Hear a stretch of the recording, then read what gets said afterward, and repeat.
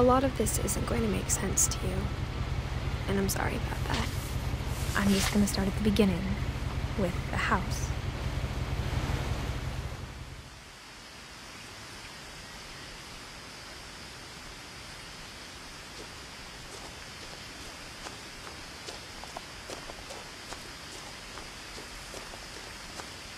I lived here until I was 11, but I wasn't allowed inside half the rooms.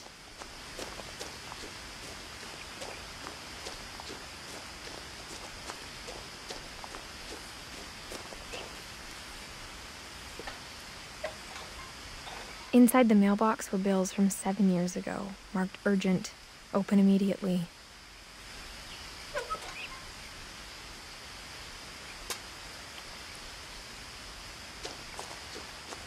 I hadn't been back since my brother Lewis's funeral.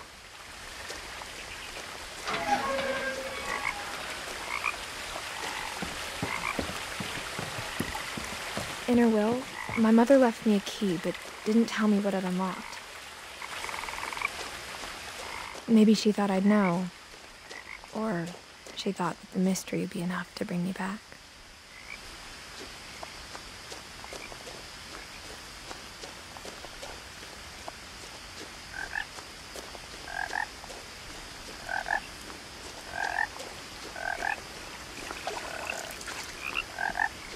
The truth is, even after I inherited the house, I never thought I'd come back to it. But now I had questions about my family that only the house knew the answers to. The woods around the house have always been uncomfortably silent, as if they're about to say something but never do.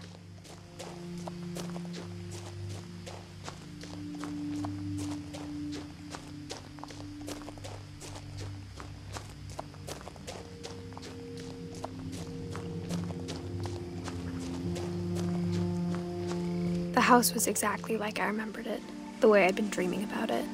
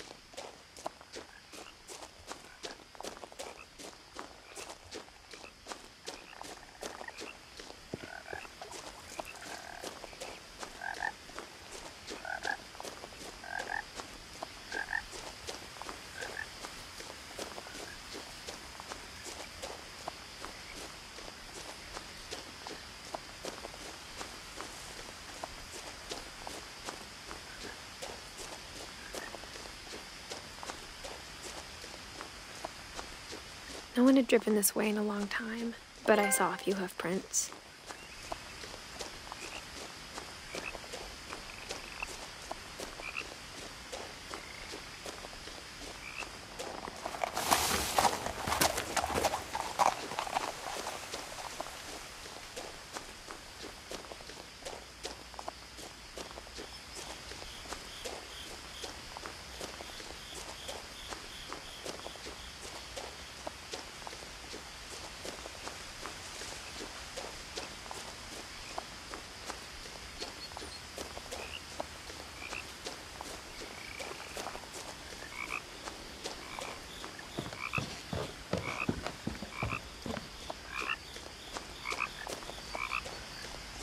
As a child, the house made me uncomfortable in a way I couldn't put into words. Now, as a 17-year-old, I knew exactly what those words were. I was afraid of the house.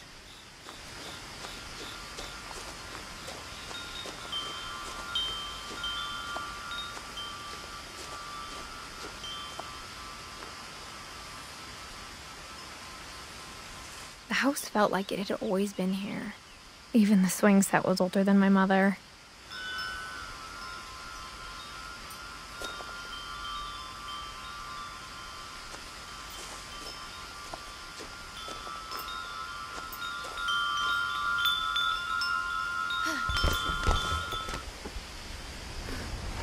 Crawling through the doggy door used to be a lot easier when I was 11.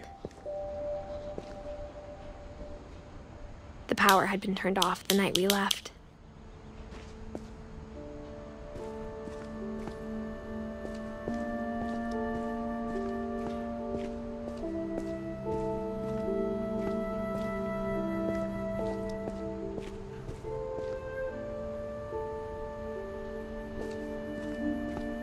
For the first time in years, I felt like I was home.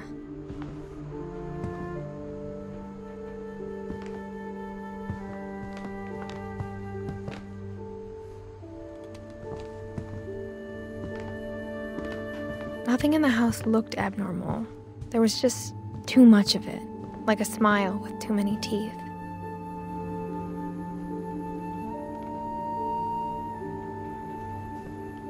A lot of things got left behind in the whirlwind of that last night.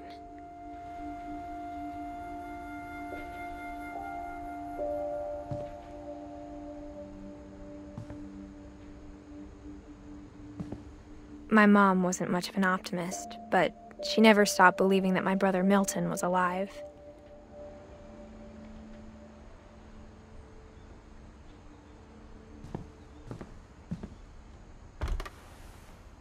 Edie told me once that every Finch who ever lived is buried somewhere in the library.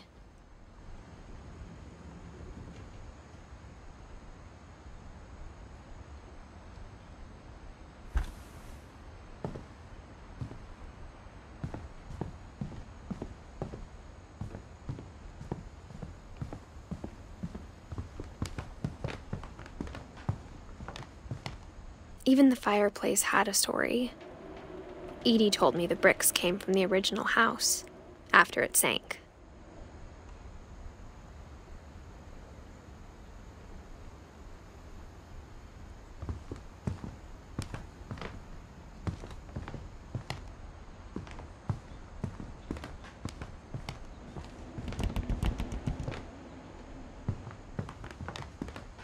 The table was still a wreck from the night we left.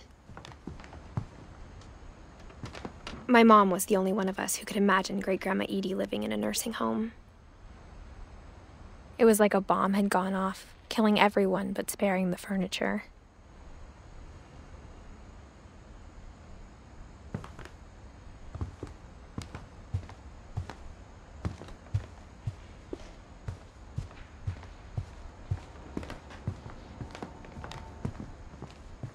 Instead of a family, there were just memories of one. Only one restaurant would deliver to our house. We had Chinese a lot.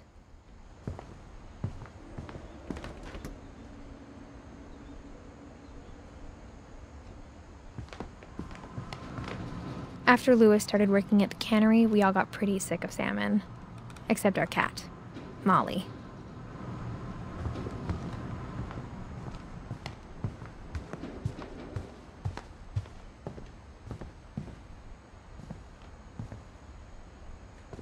After Milton disappeared, Mom sealed up all the bedrooms.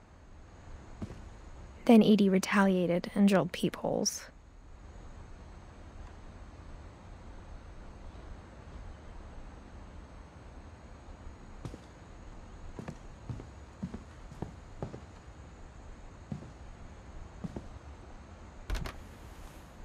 Molly always seemed like a girl I could imagine being friends with, if she hadn't died in 1947.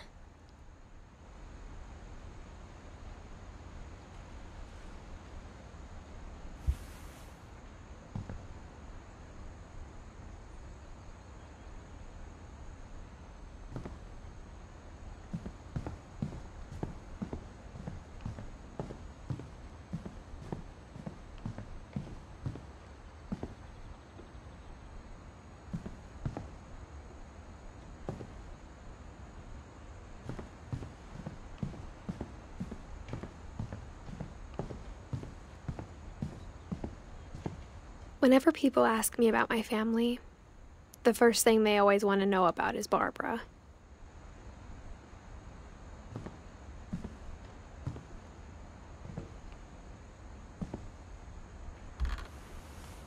Barbara was a child star for 2 years, until America grew out of it.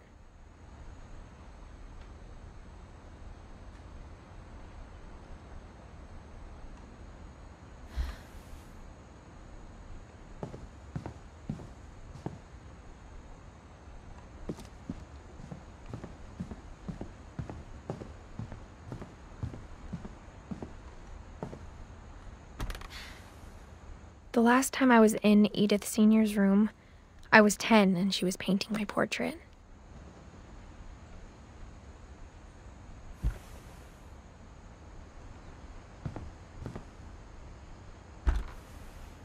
My Grandpa Sam spent 7 years sharing a room with his dead brother, Calvin.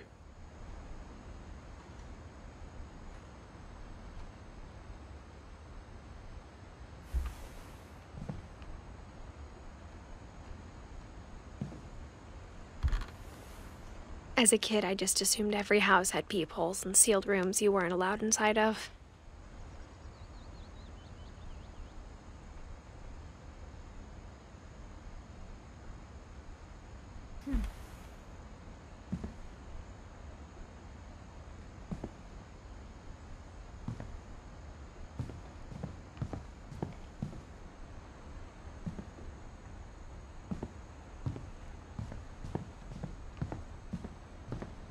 I spent a lot of time playing in Great Uncle Walter's room. I think my mom sometimes regretted not sealing it up. Lewis told me there were secret passages, but I never believed him.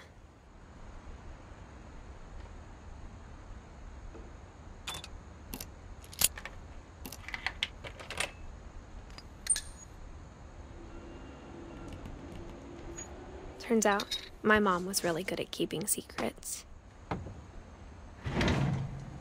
Now it was time to find out what my mom had been afraid of.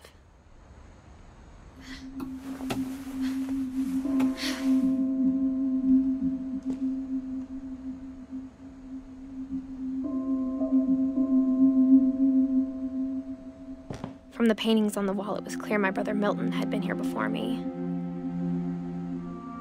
Reading this, maybe it sounds like I had a plan. But I had no idea what was behind that door.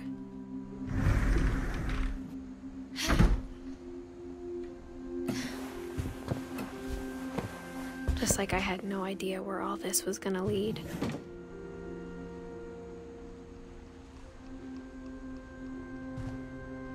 I grew up looking at Molly's room through the peephole.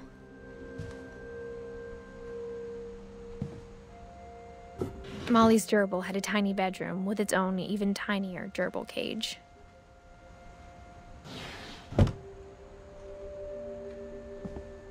Being inside for the first time, I felt like I'd stepped behind a painting.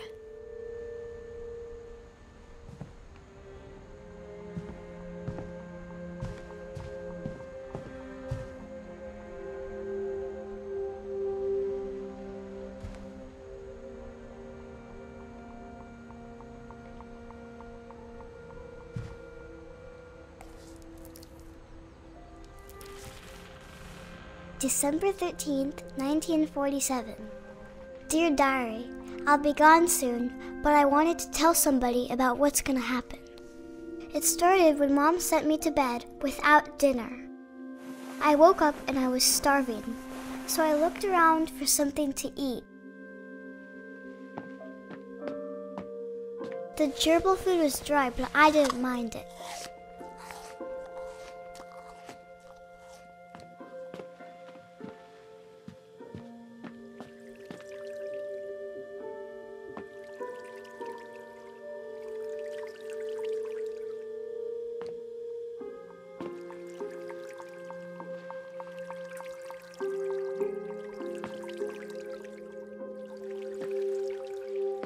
I thought about eating Christopher, but I held back.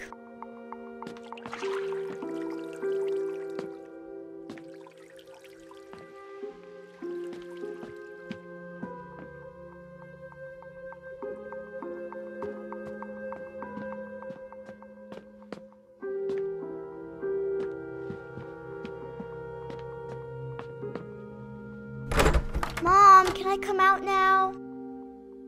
Sweetheart, it's late. Go to sleep.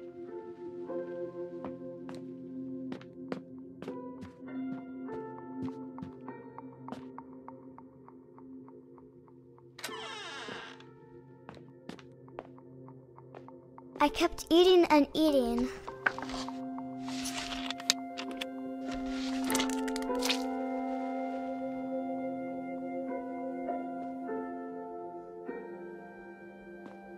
I ate a lot of things that night.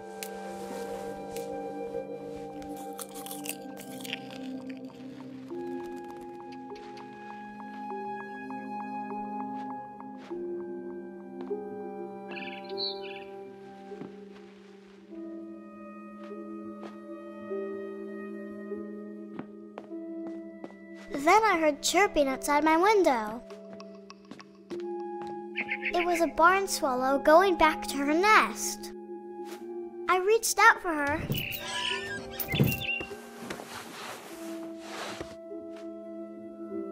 And suddenly,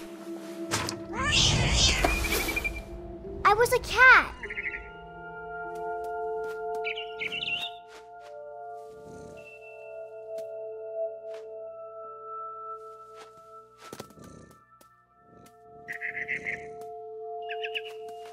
I tried to be quiet, but the bird was really scared.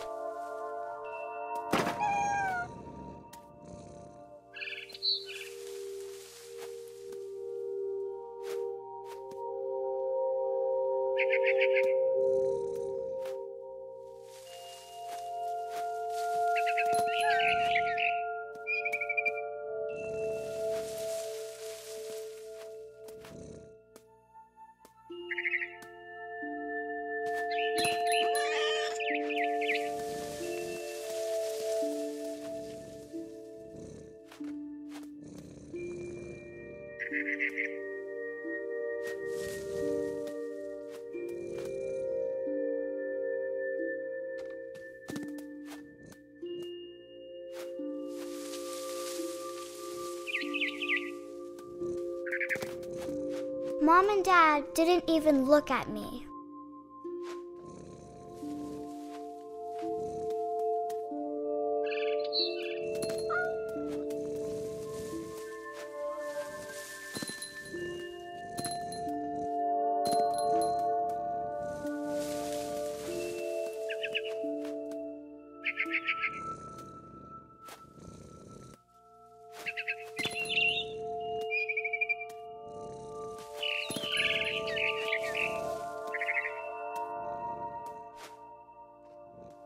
I jumped and I almost got her.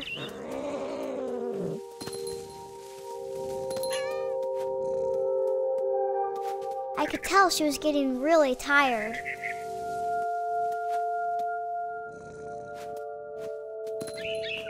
Now I was up in the big tree. I promised Dad I wouldn't climb it anymore. All I cared about was eating that mama bird.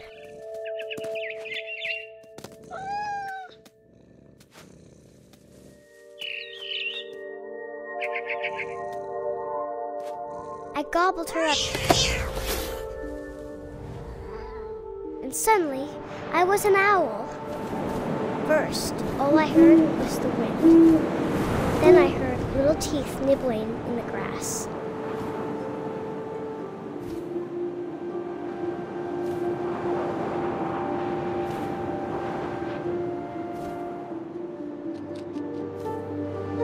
Rabbits.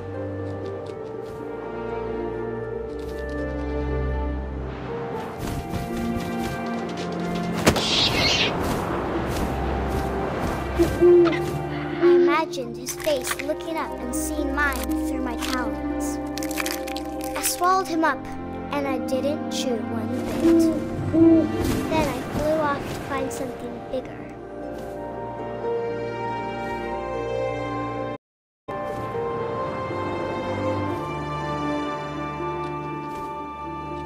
A mama rabbit.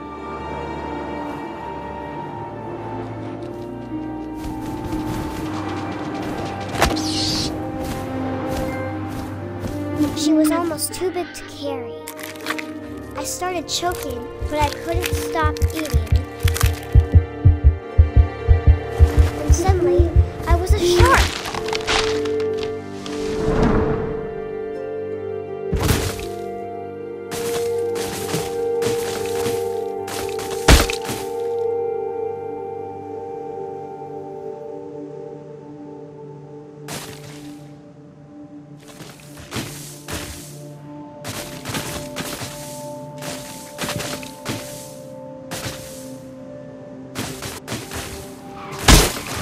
I rolled off the cliff and into the ocean. Now, I was hungrier than ever.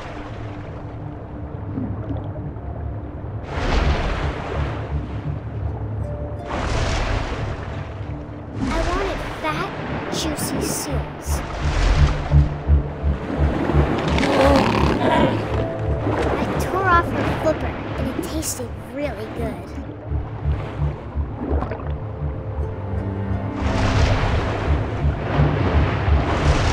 Grabbed on tight, but I was so hungry I jumped out of the water.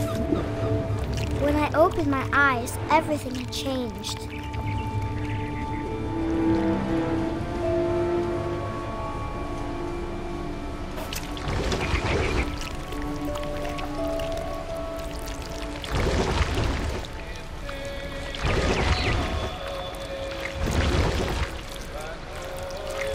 I was a monster, and I smelled people everywhere.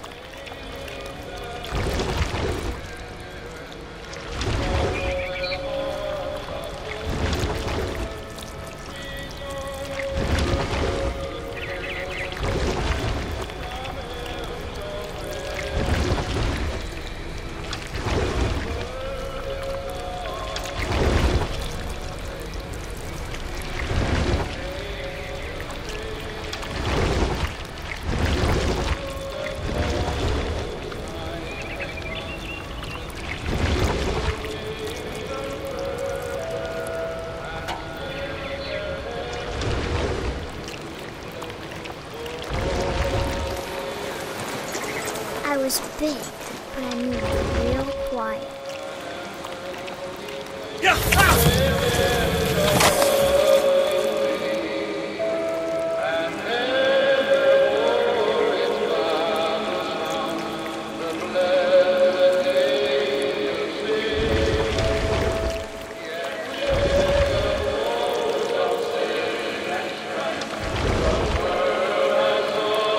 I wanted to stop, but also I didn't.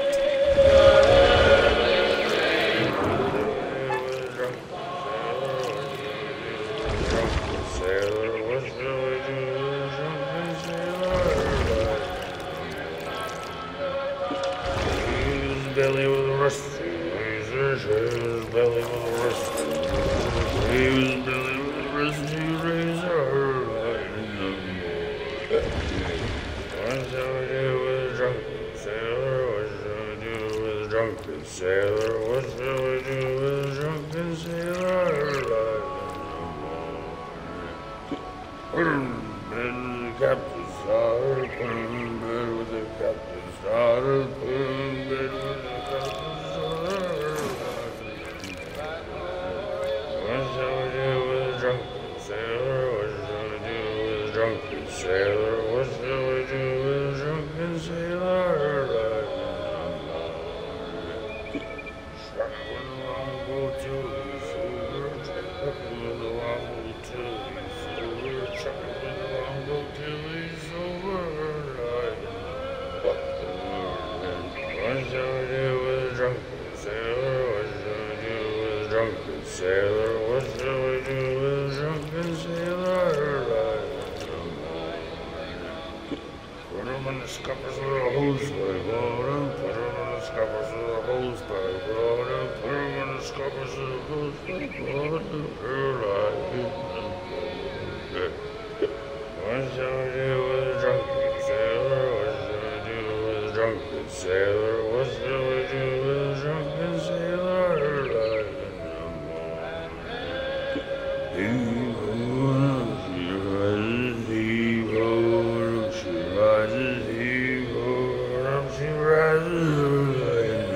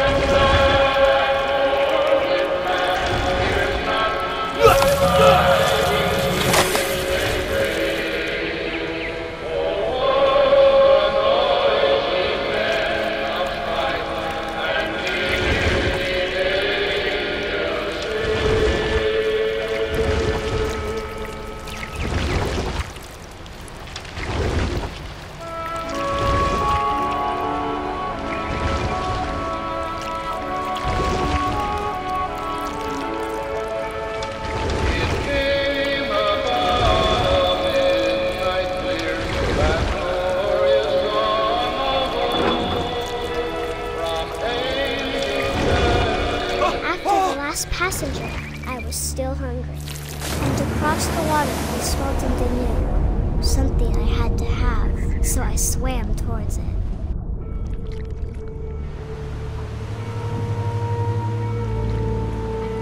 I slithered onto the sand, and the good smell went into an old pipe.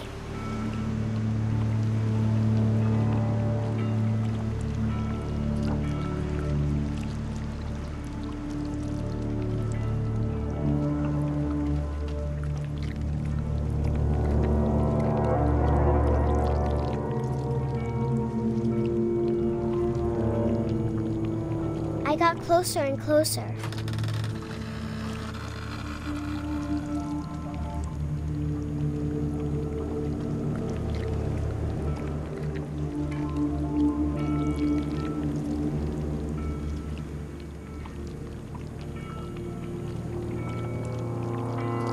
All of my stomach started growling. And suddenly, I was me again. I held my breath for a long time, but I couldn't hear anything. I think it's waiting for me to fall asleep. But it's not going to wait much longer. It needs to feed, and we both know I will be delicious.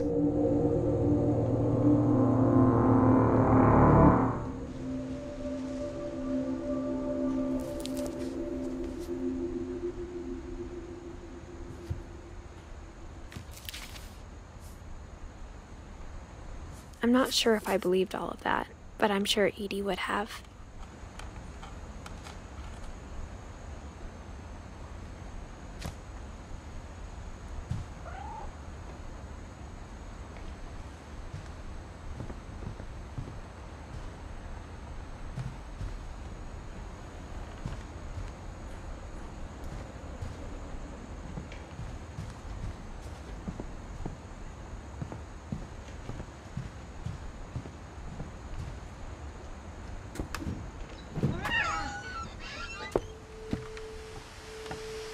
This will be obvious later, but my mom never told me any of these stories.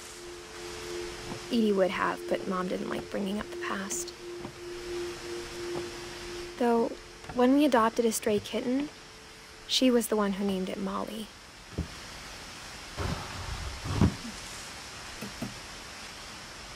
I spent a lot of time in Great-Grandma Edie's room. When Edie told people Sven was killed by a dragon, she could also have said he was building a dragon-shaped slide that collapsed. She could have, but she didn't. Even in her 90s, sometimes Edie seemed a lot younger than my mother. The only trace Grandpa Sam's first wife, Kay, left on the house was the pink bathroom.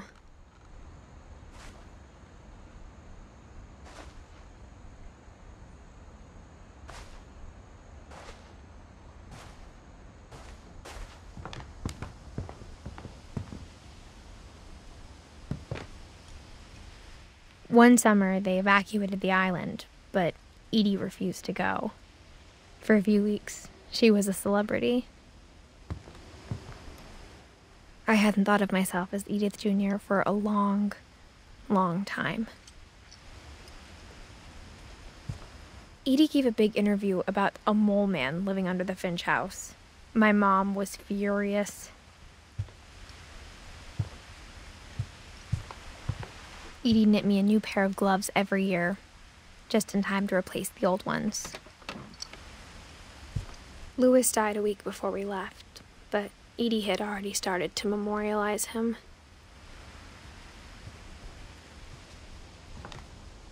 Her room was like a museum.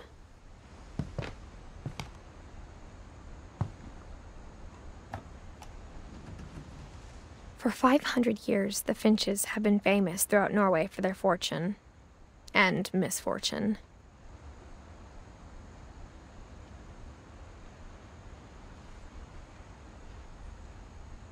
Odin Finch buries the latest victims of the family curse, his wife Ingeborg and their newborn son, Johan.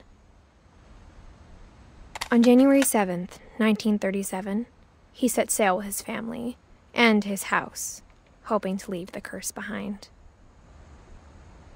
But 40-foot waves off the coast of Washington send the house and Odin to the bottom of the sea. Odin's daughter Edith, with husband Sven and baby Molly, step ashore on their new home, Orcas Island. Odin Finch is the first to be buried in the new family cemetery. His daughter Edie is already dreaming of a new Finch house.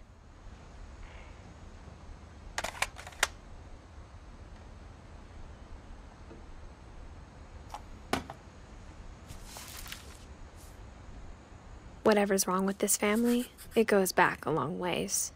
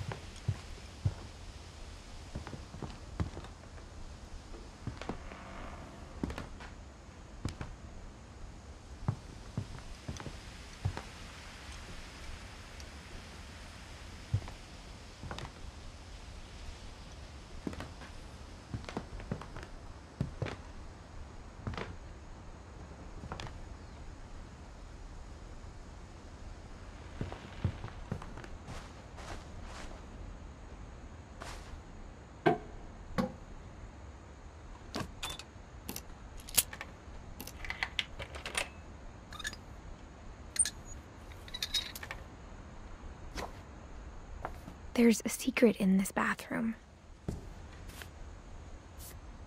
It's in the last place you would look. It isn't in the cupboard. It's hidden in this book.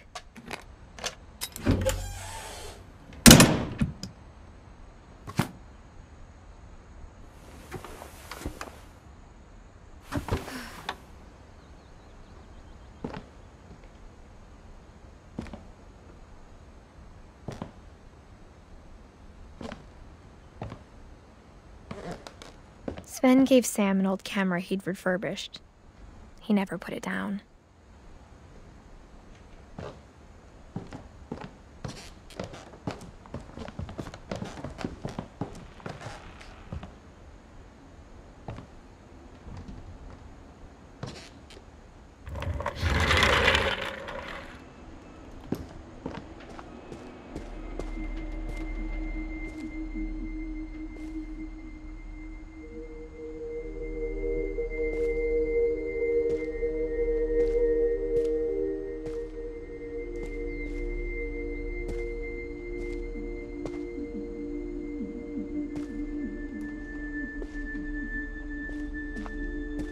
I knew Grandpa Sam had a twin.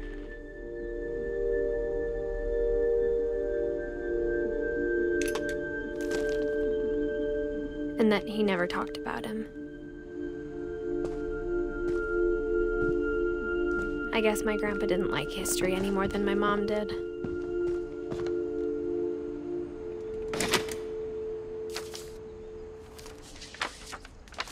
How I Want to Remember My Brother by Sam Finch. The thing I remember is that when he made up his mind, that was it.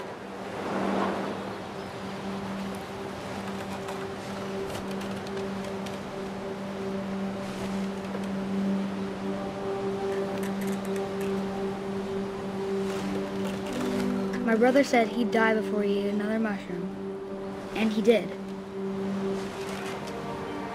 At Barbara's funeral, we swore we'd never be afraid again, and he wasn't. I think Calvin always wanted to fly. Sam! Calvin! Dinner's ready! Coming! But that day, he finally made up his mind to do it. I told him going around was impossible. Maybe if I hadn't said that. Calvin! I'm not gonna tell you again! Maybe if the wind hadn't picked up. And maybe he'd still be here. But I doubt it. I think he'd already made up his mind. That's what I want to remember about my brother.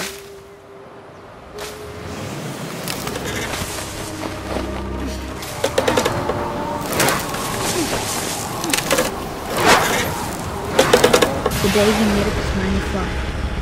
And he did.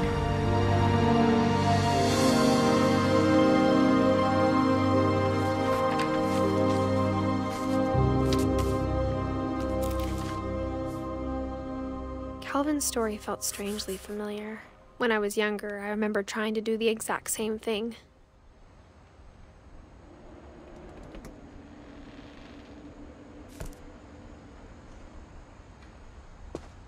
After the funeral, Edie roped off Calvin's half of the room.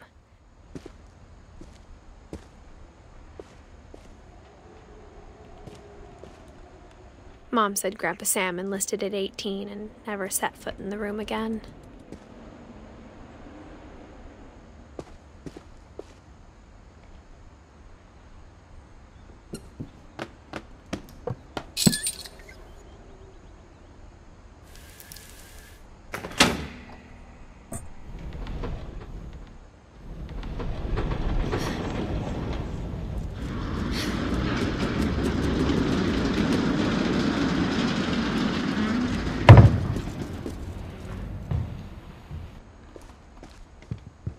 The passages were a pretty tight fit. They'd obviously been built for smaller hands and bellies.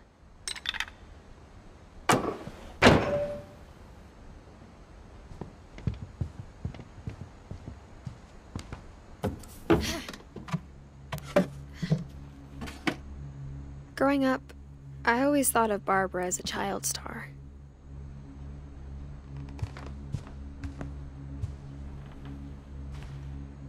I never thought about how hard it must have been for her afterwards.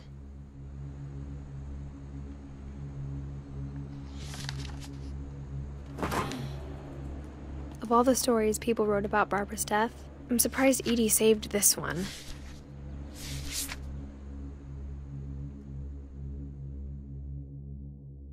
Old Jack here with another ghastly tale inspired by America's most unfortunate family. I'm calling it The Surprise Ending of Barbara Finch. As a child star, Barbara was famous for her scream. Now at 16, she was all washed up. A has-been. But in a lucky break, she'd been asked to perform her signature scream at a local convention for monster movie fans. It was just the boost her career needed. Unfortunately, her scream hadn't aged well. Getting better. I think you just need the right motivation. Her biggest fan and current boyfriend, Rick, was about to demonstrate when... Now that was a great scream. It was Barbara's father, Sven. He'd slipped into a table saw and had to be rushed to the emergency room. So Barbara got stuck babysitting her youngest brother, Walter. Her convention comeback was cancelled. Okay, I'm hearing frustration, but I'm not hearing terror. What if I tried... A gang of hoodlums in Halloween masks have been terrorizing Orcas Island tonight. Police are urging residents to... That came from the basement. You're right! Also, I loved your delivery on that. Why is your basement door locked? Because my dad likes making puzzles and secret passages. There's a key hidden in the music box. The secret is to keep winding and winding until finally the key pops out. Thanks, babe. I'll be back in a sec. 20 minutes later, Rick hadn't returned. So Barbara went to look for him, right on cue. She reached for the music box.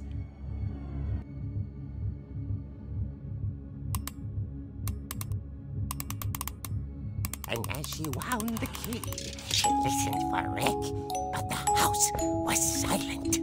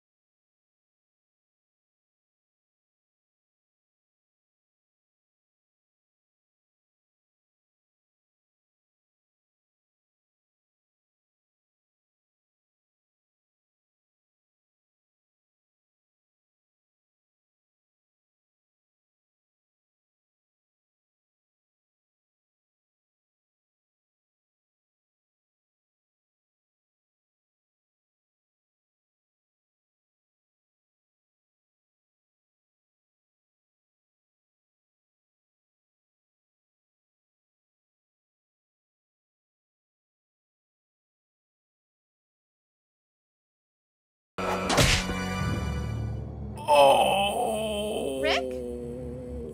Barb, relax. I was just trying to scare you to help you find your scream. Well, I'm not scared, Rick. I'm furious. Then act furious. All I'm getting from you now is that you're hurt and confused and you're...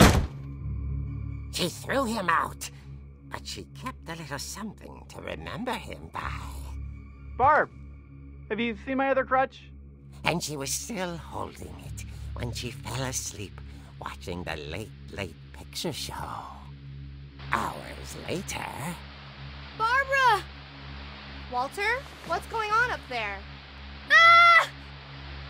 Okay, I'm coming up, but if this is a trick, you're dead, Walter.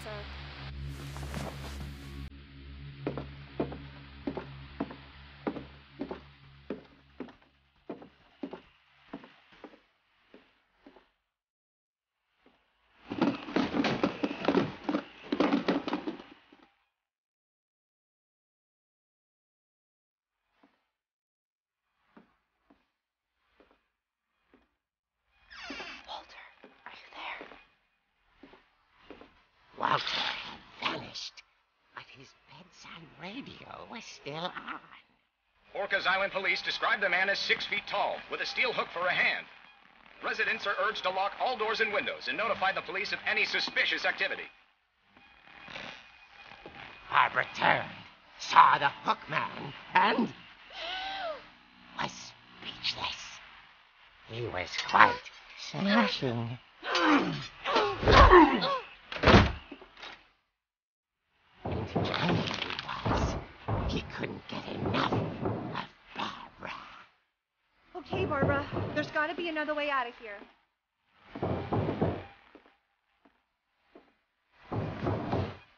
That night, she played her part beautifully.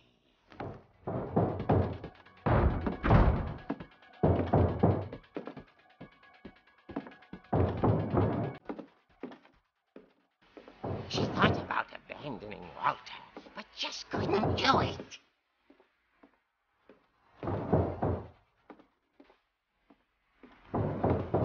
Molly's door hadn't been opened in years. The hinges grow.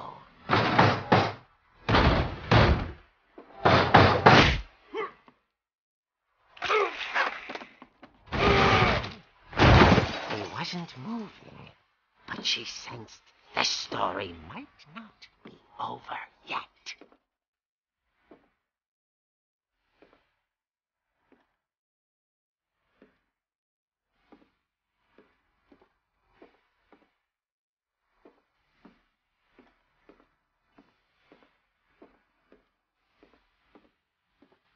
The hookman had vanished. She listened for his breathing, but all she heard was...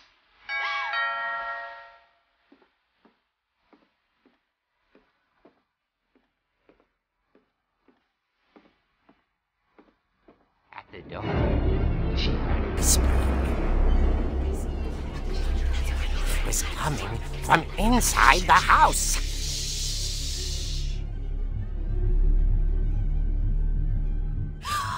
Oh dear.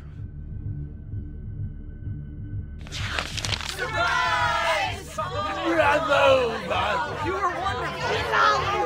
The monsters had come to surprise her. For Barbara, it was a dream come true. Then she saw what kind of monsters they were, and she realized what was about to happen. She was going to be famous. And with her final breath, Barbara Finch gave the performance of her life.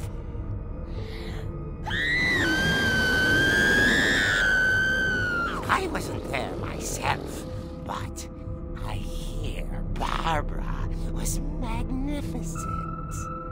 Poor girl. She had a taste for stardom. But unfortunately, so did her fans. Of course, the police blamed it all on poor Rick, who disappeared the same night. And little Walter, hiding under his bed the whole time.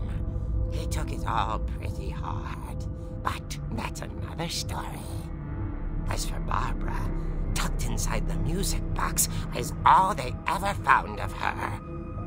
Her ear. Now that's what I call a real eerie tale.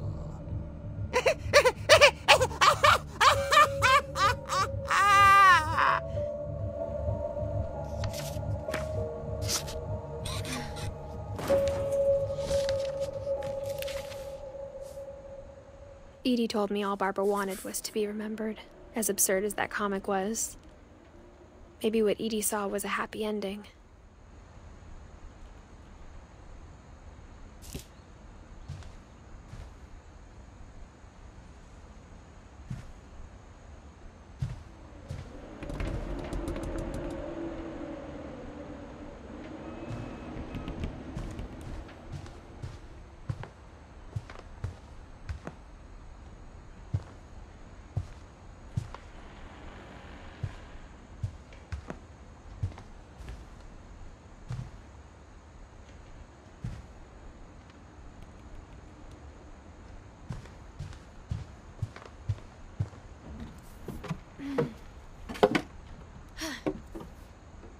I guess now I know why Mom didn't like me playing with the music box.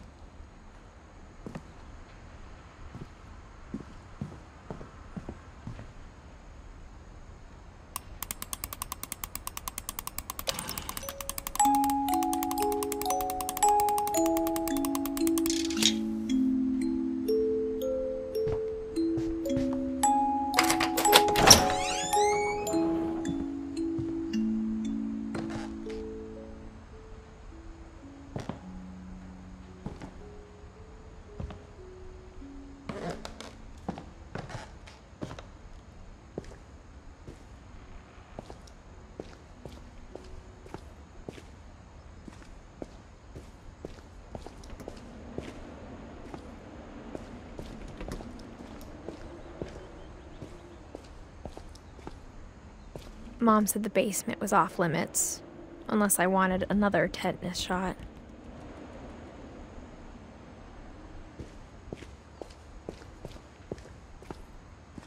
I saw Edie sneak down to the basement once, carrying packages.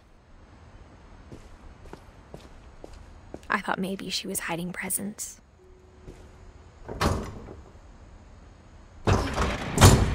It turned out she was hiding a lot more than that.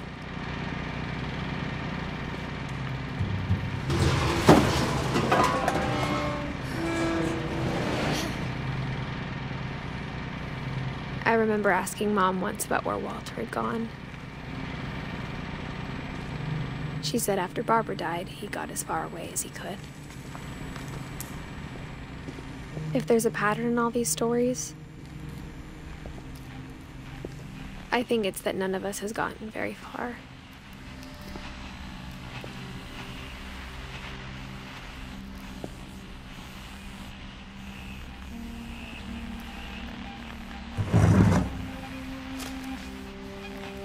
Goodbye, everyone. I can't believe I've been down here for 30 years. On that first day, after the shaking started, I didn't think I'd survive a week.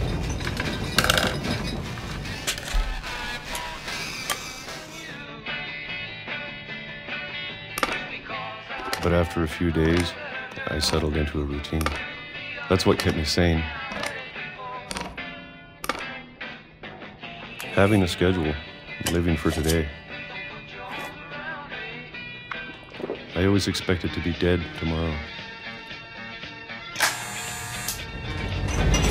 But if you wait long enough, you get used to anything.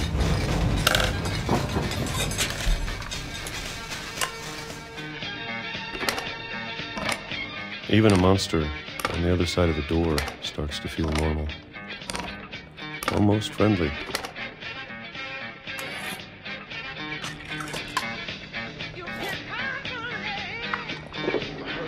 And then one day, everything just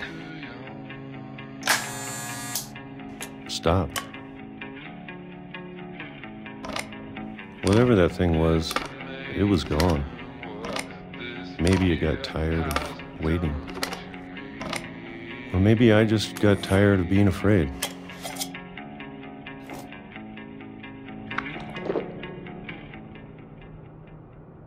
It's been a week now, the longest in 30 years. I'm done waiting. I have to leave while I still can.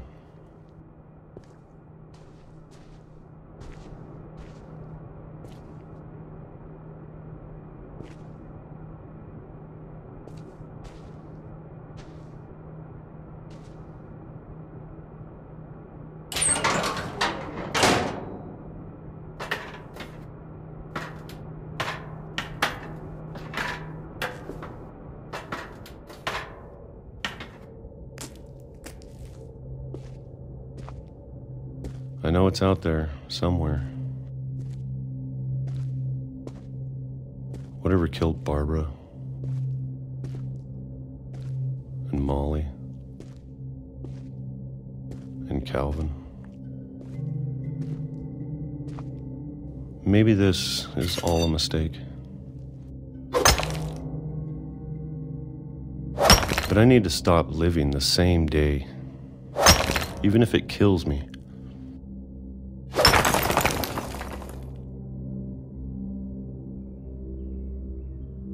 Whatever's out there, I want you to know I'm ready for it. I'm going to appreciate all of it, especially the food. I don't mind if I only have a year left, or a month, or a single week. I'd be happy with one new day. I can already imagine the sun on my face.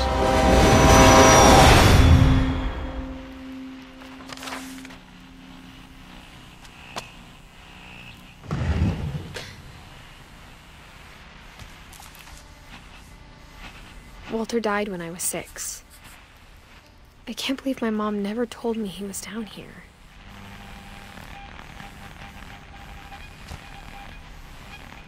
I'm sure my mom was trying to protect me.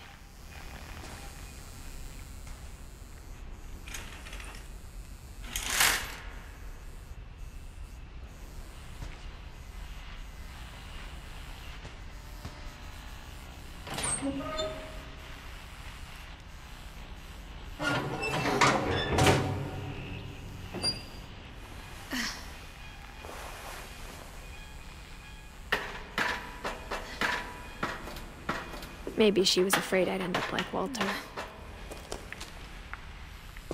But if she never told me about an uncle under the house,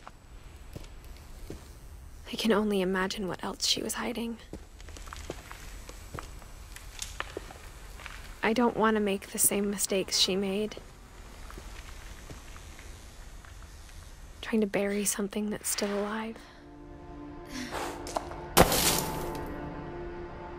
Now that there's only one of us left, or maybe 2,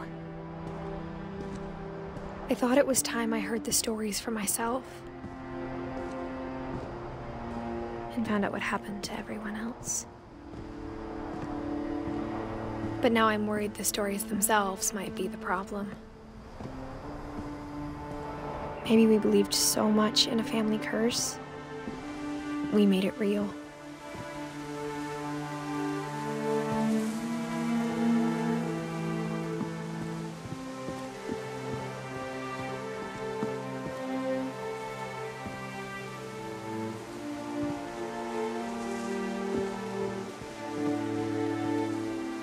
I don't know if I should even be writing this.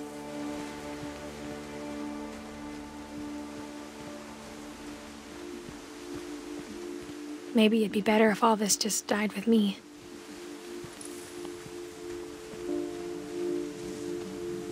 But I thought you should know about your family.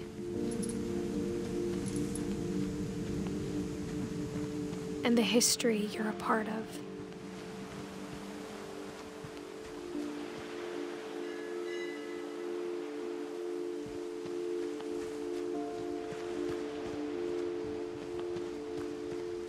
Though to be honest, I feel as lost as you probably do right now. I think the people in these stories believed them, for what that's worth.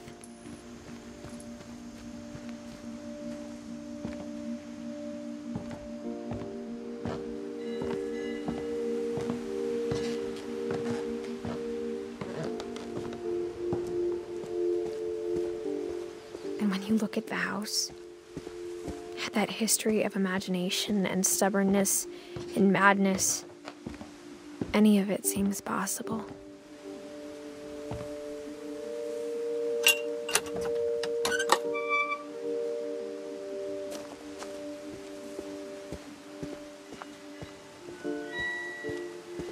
I think we've been surrounded by death for so long, we've just gotten used to it. What kind of family finishes building a cemetery before starting the house?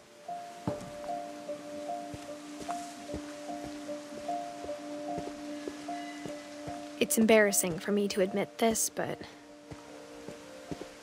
the pet cemetery made me more uncomfortable than the human one.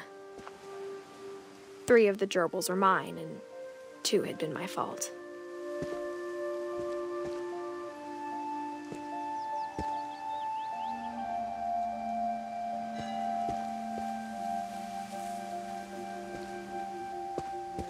Sven built the house, but it was Edith who designed the cemetery.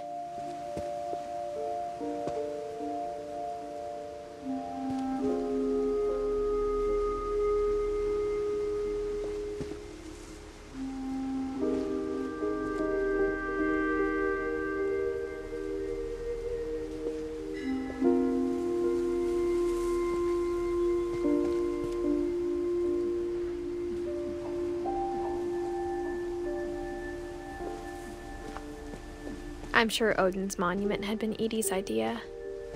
My mom was always trying to move on, but for Edie, the past never went away.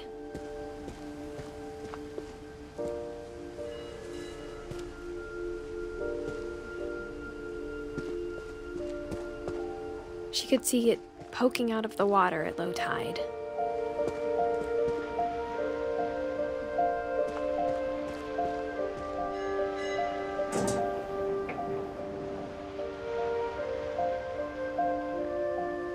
Edie said she dreamed about the old house every night.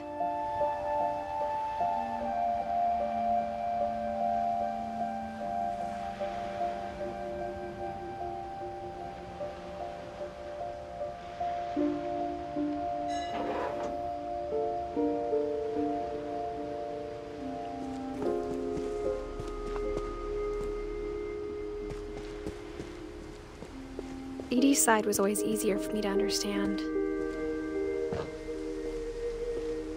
But the older I get, the more I can see where my mom was coming from.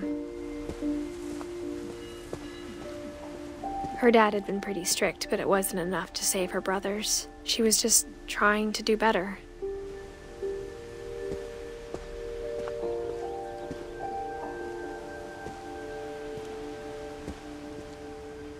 She lost 2 of her brothers, just like I did. I get why she tried so hard to protect us.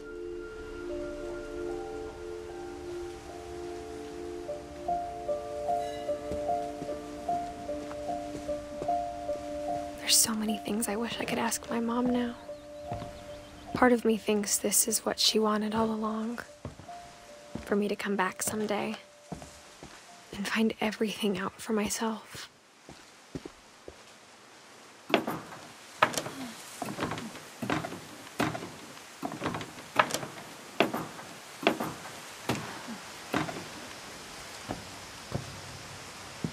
But looking back on it now, if she told me there was going to be so much climbing, I never would have come when I was 22 weeks pregnant.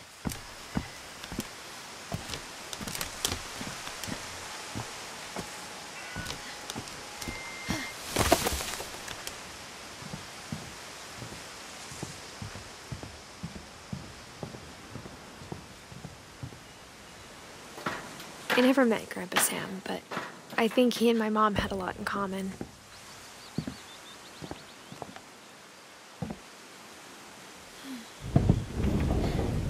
They were both pretty intense.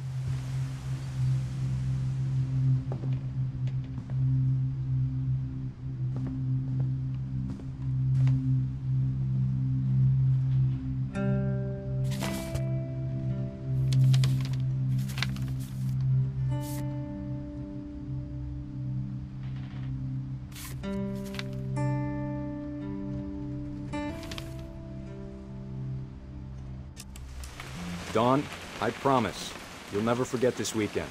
Yes, sir. These memories are gonna last a lifetime. Mm-hmm. Am I gonna have to shoot anything? It's a hunting trip, Dawn. Shooting is strongly encouraged. Shouldn't we be leaving? Just want to get a shot of you, Dawn, then we can take off.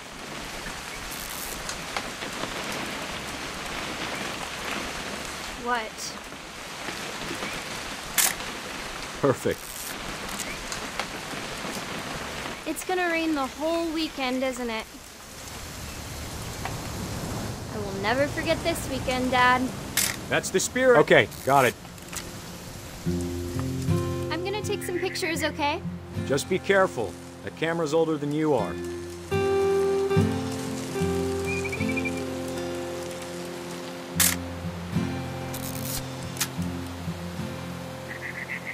You're right, Dad. It's starting to clear up. Still freezing, though.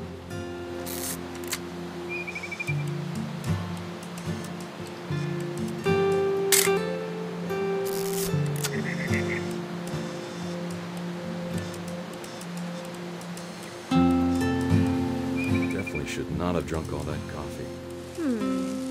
Hold still on. Hey! That's a keeper. I'm just saying, I'm not always gonna be here, Don. You'll need to remember this stuff, if you want to survive. I'll be fine, Dad. You know who else thought he was gonna be fine? Some guy who died. Don, I'm being serious. I know, Dad. You're always serious. Doesn't being out here make you want to chill out? Well, to tell you the truth, I haven't been out here in 20 years.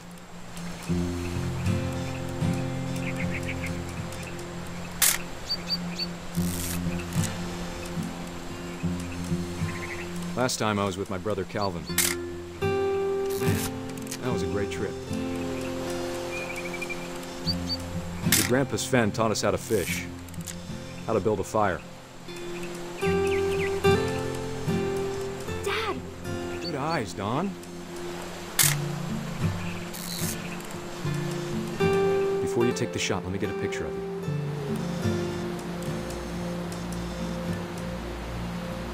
Dad, Let me get behind you. do I have to do this? Don, you don't have to do anything. But if you want to survive, you'll need to be strong. Great shot, Don!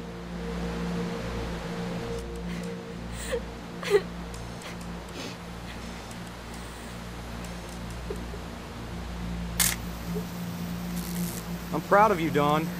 Always remember that, okay?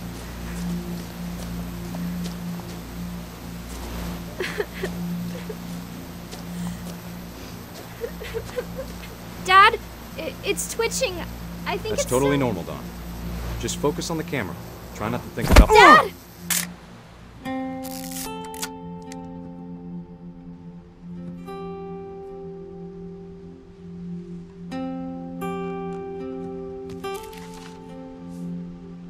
Of all these stories, that's the one I wish most that my mom had told me.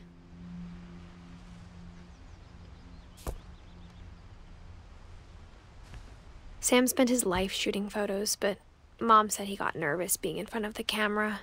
I guess we're all afraid of something.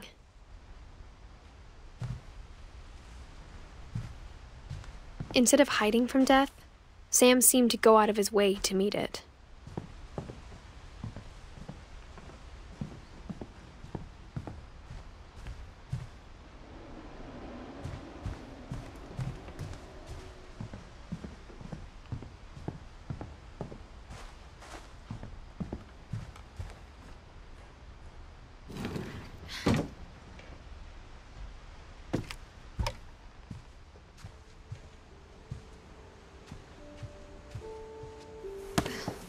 After Sam died, my mom and Edie got really close. They'd both lost a lot.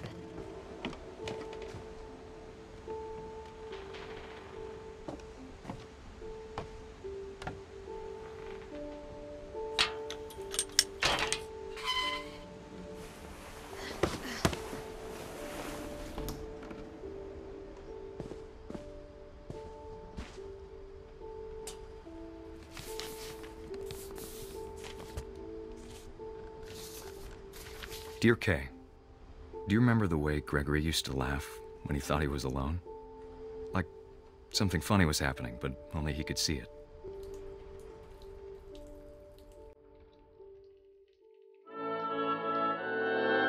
I think he saw things the rest of us don't.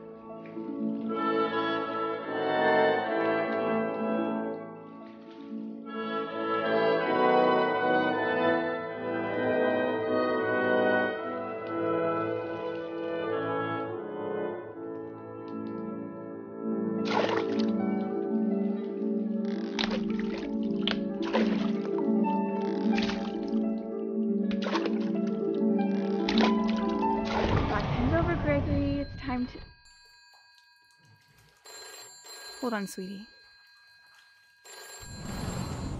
Hello? Sam, I told you I don't want to talk right now. I wonder what he saw.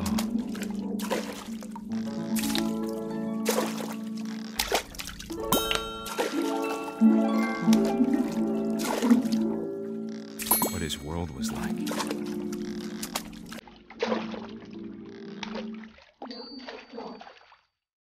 He reminded me so much of Calvin.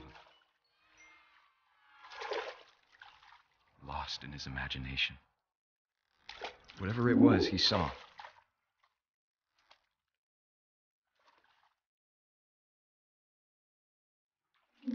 It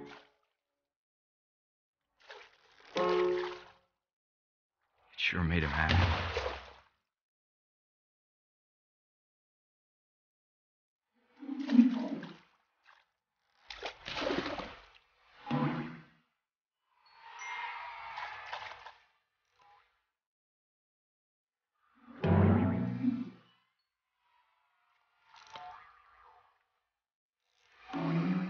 I know how silly it sounds.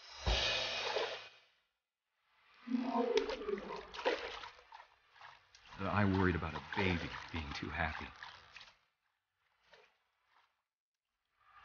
But I could feel her slipping away. Sorry about that, Gregory.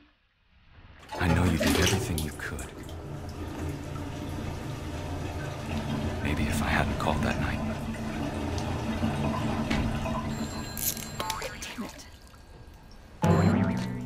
Hold on, I don't want Gregory to hear this. I wish he could have told us about the world he saw.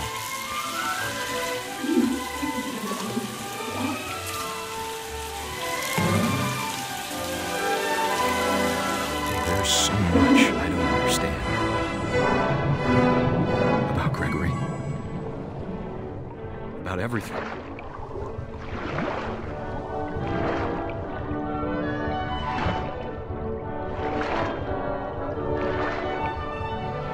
What happened wasn't your fault.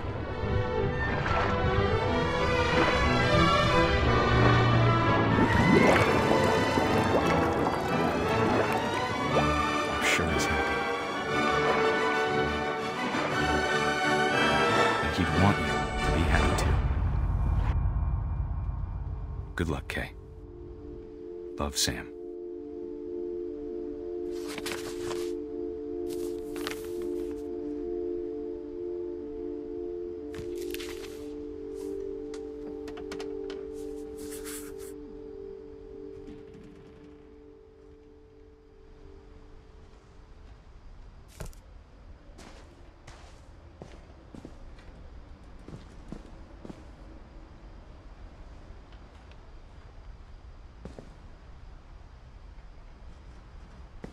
I can't imagine my mom ever writing poetry, and yet...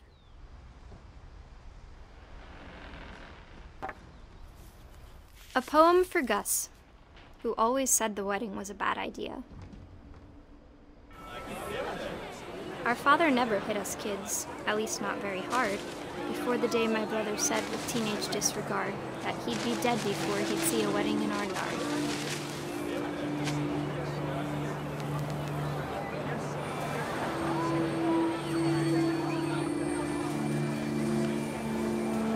My father made him come, of course, but Gus stood far apart, just flew his kite and bottled up the storm inside his heart.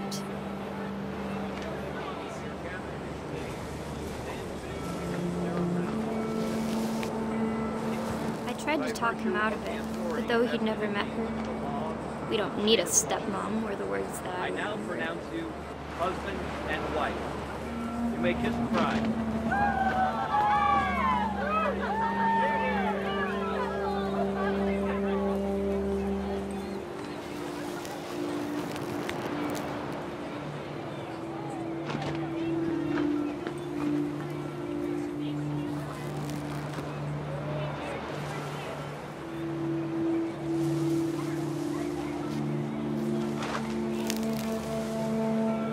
When the time for photos came, Dad ordered him to Come here. But Gus declined, and as a sign held up his middle finger.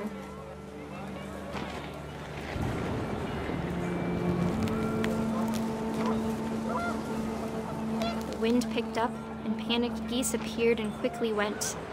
But all the humans did that day was go inside the tent.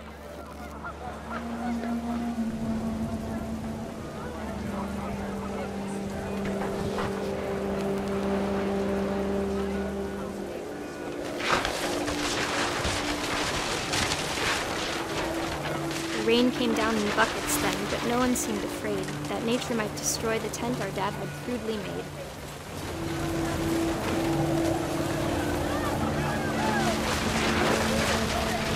The thunder sounded much too close and full of angry power. But all my father said to this was, "Make the music louder."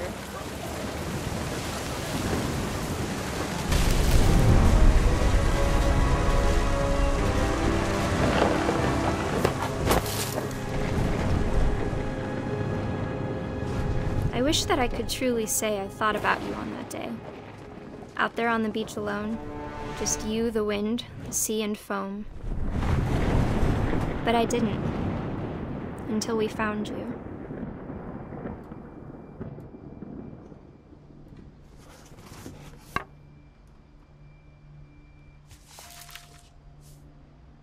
She never talked about him, but Mom told me once if I was a boy, they were going to name me Gus.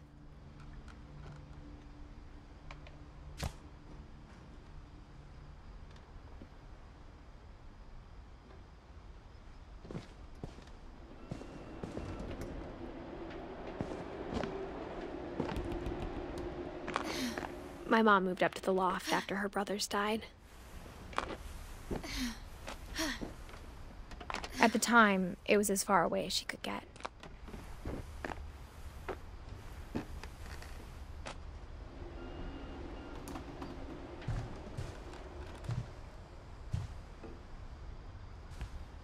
She spent a summer building houses in Calcutta, where she met my dad, Sanjay.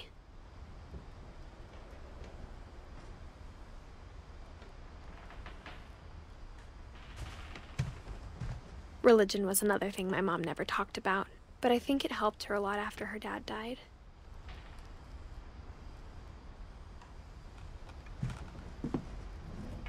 My mom moved to India a week after graduation and got a job teaching English. Louis was born a year later.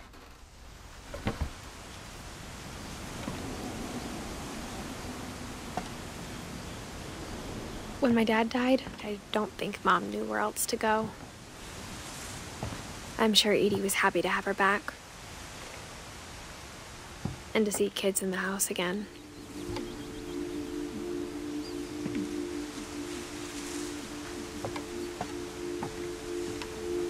The house had to get a little bigger, but Edie was used to that.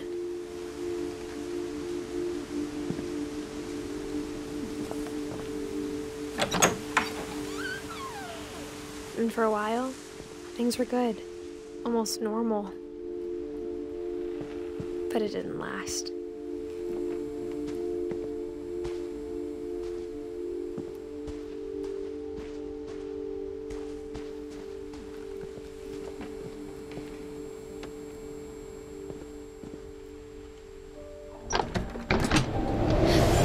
The beginning of the end was Milton's 10th birthday, when Edie gave him a castle.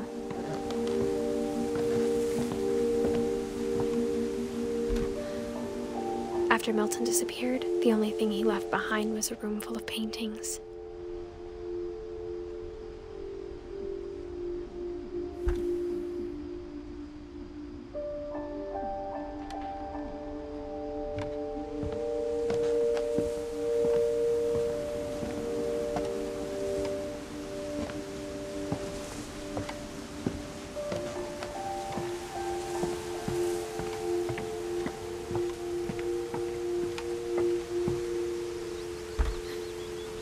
Everyone always told me to stay out of Louis's room, except Louis.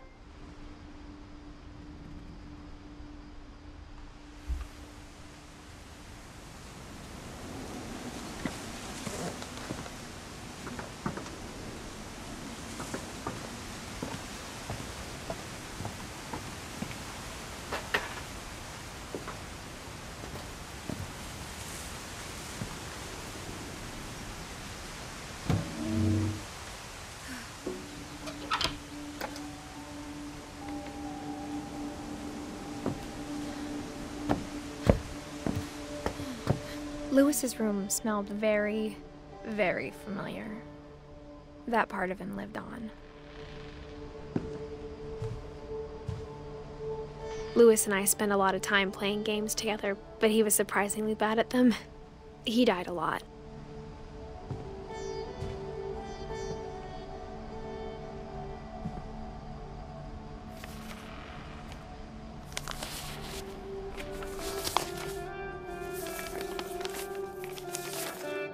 Dear Mrs. Finch, as Lewis's psychiatrist, I can understand your desire for an explanation.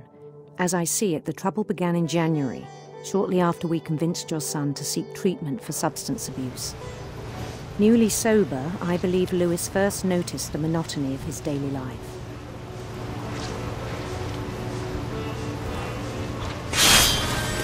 He kept working at the cannery, but he withdrew part of himself. In our sessions, I saw the same behavior. His mind began to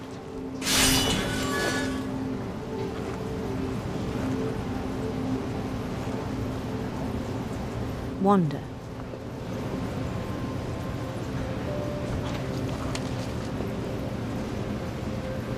I asked him to describe it. He said he started small, imagining a labyrinth. He'd feel his way about. Then something moved. Bats. And toads. And things that have not names. He knew it was all in his head.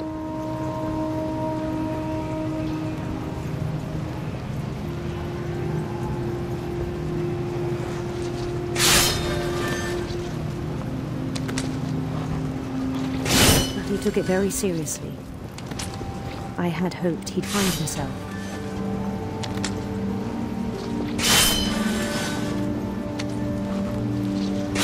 But he found something more. I worried about him then, daydreaming at the cannery. I spoke with his boss, but he said Lewis had become a model employee. Methodical, tireless, focused. Like a whole new Lewis. So I let him go on.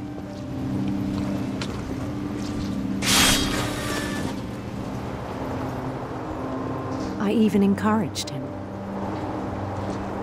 It seemed very promising at first.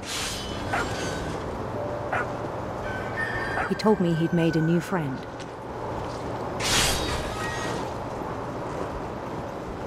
On the edge of a city he named Lewis Total. He built the city up slowly, brick by brick. Then he made musicians.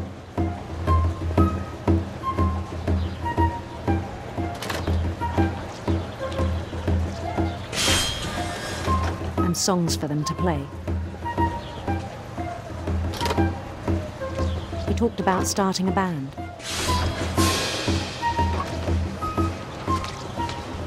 And he was always humming something. Every day his imagination grew stronger.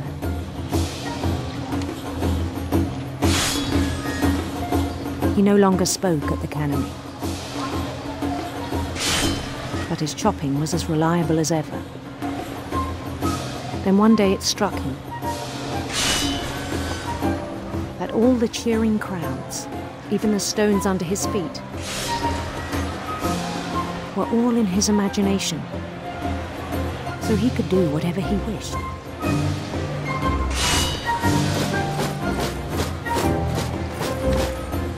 He held an election for mayor. And he won. They begged him to stay, but his mind was already wandering. It became a game for him.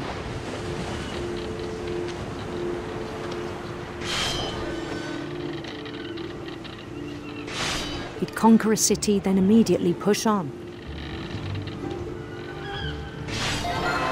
New Louisville.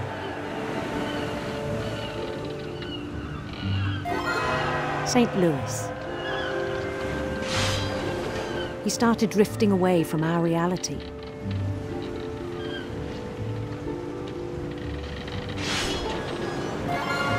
Minneapolis. Until one day he forgot to go home from the cannery. Even as his mother pleaded with him, part of Louis kept sailing on.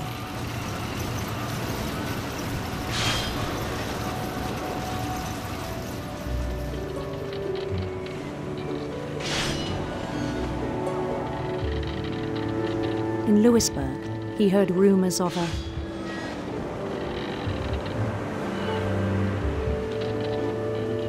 handsome queen.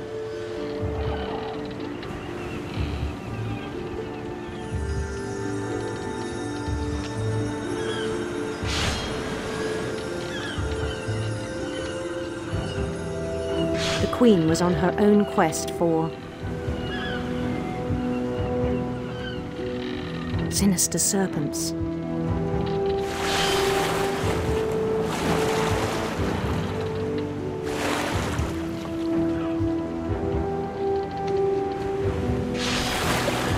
He followed the sound of her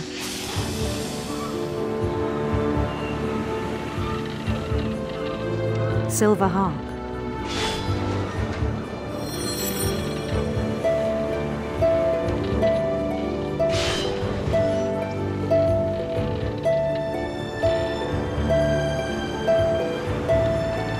His chase led him to a golden palace east of the sun and west of the moon. Even then, his logic remained sound.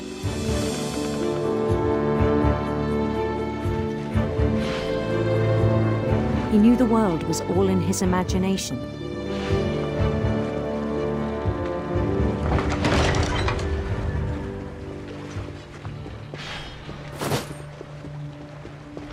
But he was so proud of having created it. In his own eyes, he'd become something greater than a king.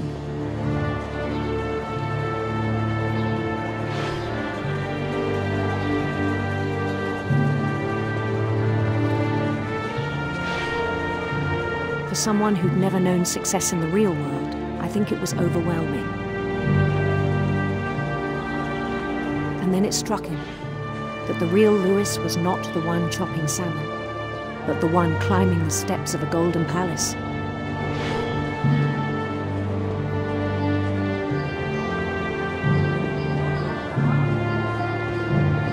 My imagination is as real as my body, he told me. It was hard to argue with him.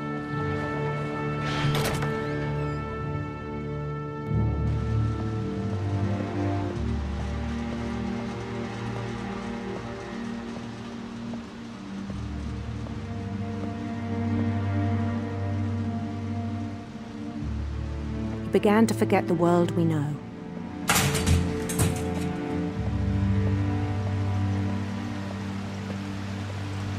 I think it pained him to remember Louis, the cannery worker.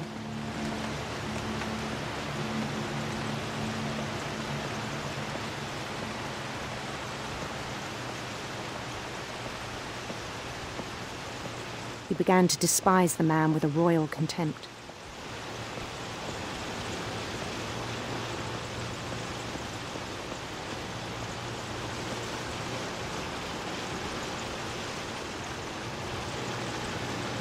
I still thought I could save him. Even after he said he was being crowned king over all the lands of wonder. The palace would be packed with his companions.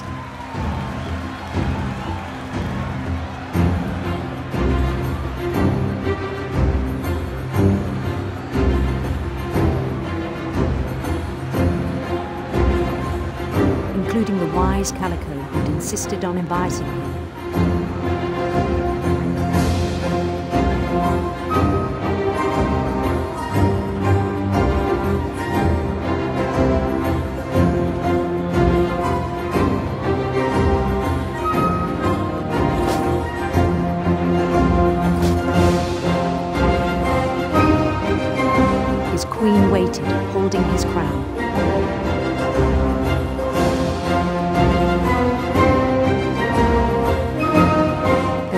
one thing left to do.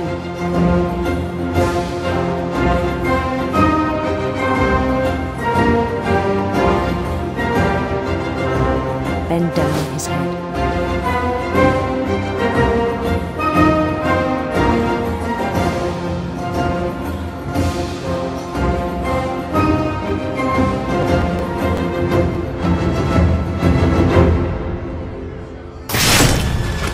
I think you know. Mrs. Finch, your son was a kind man who will be missed by all of us who knew him.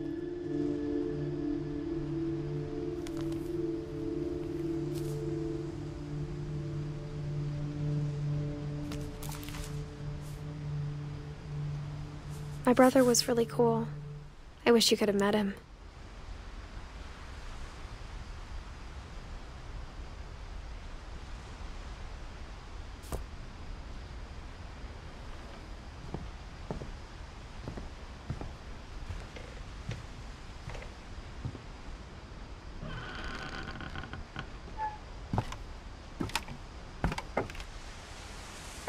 On the way back from Lewis's funeral, my mom told me to start packing. She waited until the day before we left to tell Edie. I'm not sure if she wanted to make it easier or harder.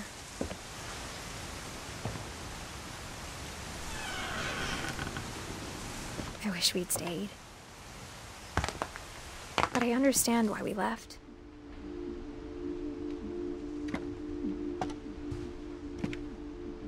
My mom ended up leaving everything behind.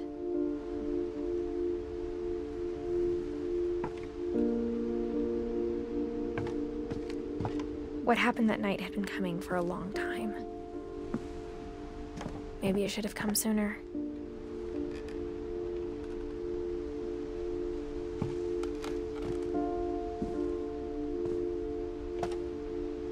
But it had to end one way or another.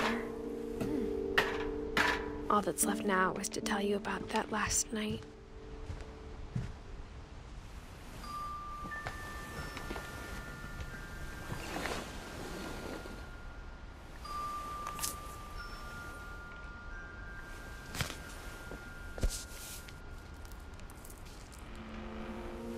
That whole last day, Edie just watched us pack and didn't say a word. Until supper, when she raised her glass and said, "To our final night together, and all our final nights apart." Grandma, you know what I said about alcohol. Some of your medications are very Edith, specific. I left a present for you in the hallway. Why don't you go open it? The grown-ups have to argue now. I'm sorry, you're right. We're all leaving tomorrow. Let's just enjoy our last... I'm not leaving. Edith, you're excused.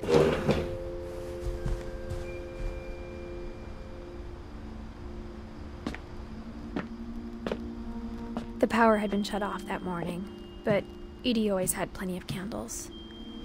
When my mom sealed the library, I don't think she knew about the other entrance. Or that Edie had a key to it.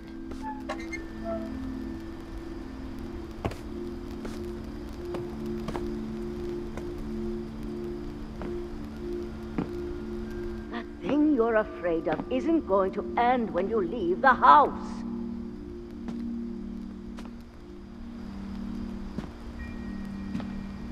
Edith has a right to know these stories. My children are dead because of your stories. I think it's best if Edith and I leave tonight.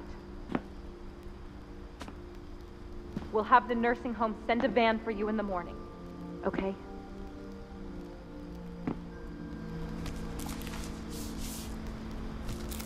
Dear Edith, there's so many stories I wish I could tell you, but there's only time for one. This is about what happened on the night you were born. That night, the tide went way, way out. It was the first and last time I ever saw the old house aground. There'd been an earthquake out in the middle of the ocean. They called it the lowest tide in 1,000 years. God, it smelled awful. You know, I've seen that house every day of my life.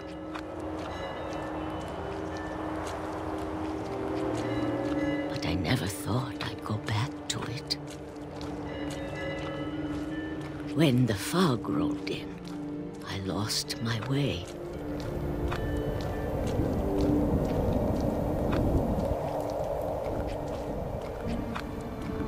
I got turned around.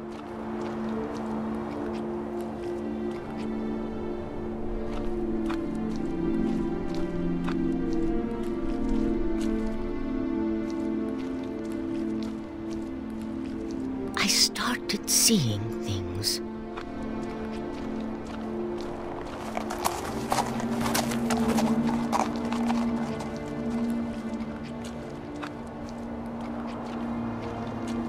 Things I'd forgotten had ever existed.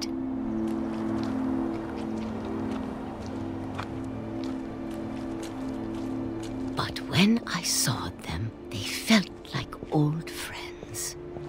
That night, a lot of things came back to me.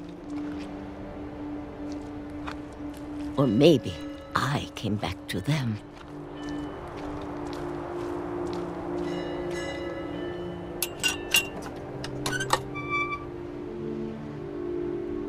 Things I can't explain, but that I need you to try and... Edith, what are you doing in here? It's mine. Edith! Mom, you're gonna rip it! Let go! I kicked and screamed, but Mom dragged me to the car. I never saw Great-Grandma Edie again. The next morning, the van came to pick her up, but she was already gone. After that, we moved around a lot.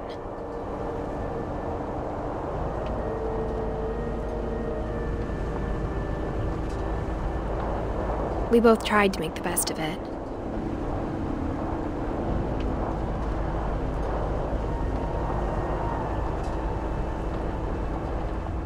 A few years went by.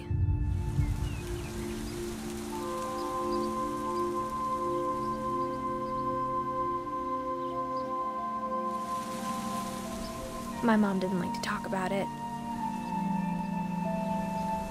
but she started getting sick a lot.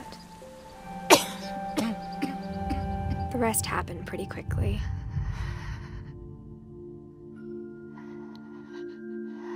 She got better for a while,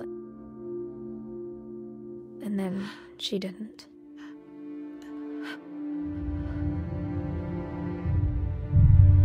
And then I was alone.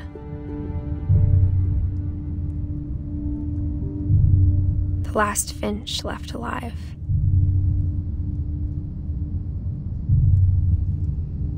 Until I found out about you.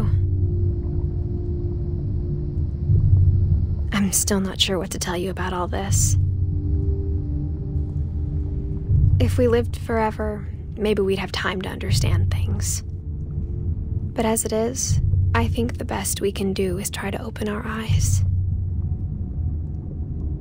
And appreciate how strange and brief all of this is. This journal was supposed to be for you. But now I hope you'll never see it. I just want to meet you and tell you all these stories myself. But I guess if you're reading this now, things didn't work out that way.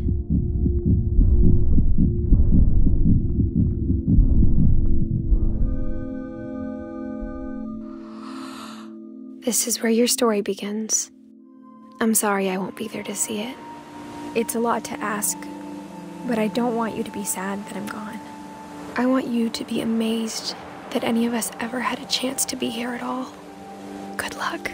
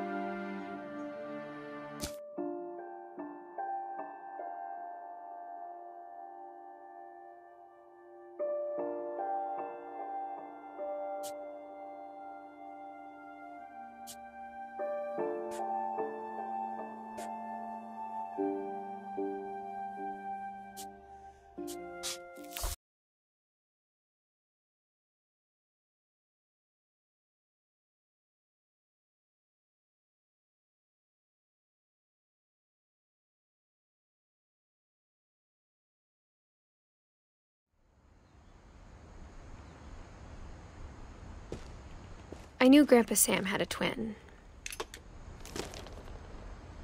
and that he never talked about him.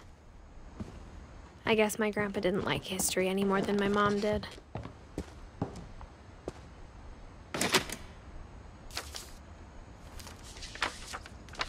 How I Want to Remember My Brother by Sam Finch. The thing I remember is that when he made up his mind, that was it. My brother said he'd die before he ate another mushroom, and he did. At Barbara's funeral, we swore we'd never be afraid again, and he wasn't. I think Calvin always wanted to fly.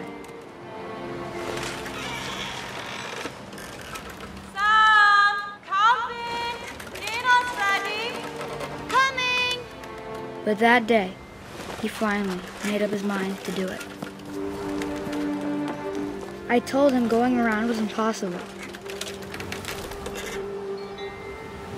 Maybe if I hadn't said that. Calvin, I'm not gonna tell you again. Maybe if the wind hadn't picked up. Then maybe he'd still be here. But I doubt it. I think he'd already made up his mind. That's what I want to remember about my brother.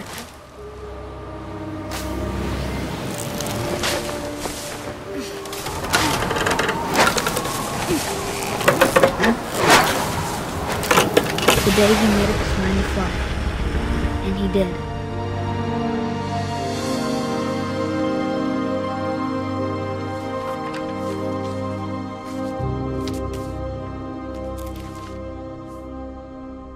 Calvin's story felt strangely familiar. When I was younger, I remember trying to do the exact same thing.